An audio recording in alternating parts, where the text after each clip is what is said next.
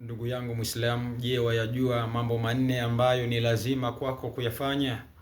Mtume sallallahu alayhi wa alihi wasallam anasema arba'u yalzamna kulli dhi aqli min ummati, mambo manne ni lazima kwa kila mwenye akili katika umma wangu.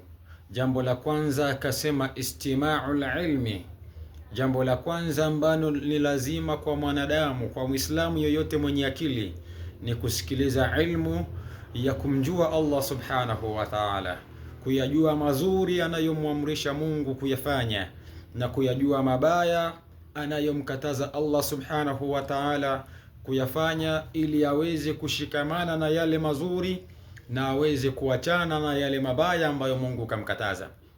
Jambo la pili anasema wahifdhuhu, akishasikiliza yale mazuri na akayajua mabaya ambayo anakatazwa, jambo la pili ahifadhi yale aliyofundishwa. Na jambo la tatu wanashruhu inda ahlihi, akisha yajua hayo, kuna wengine ambao hawayajui, basi jukumu lake kwa kuwa yeye ashajua, ni lazima aende ayaeneze na ayafikishe kwa wale ambao hawajui, ili na wao wapate kujua kupitia kwake. Na jambo la mwisho wala amalu bi, sio kuyasikia na kuyahifadhi na kuyafikisha panapotakiwa tu, bali ayafanyie kazi aliyoyasikia.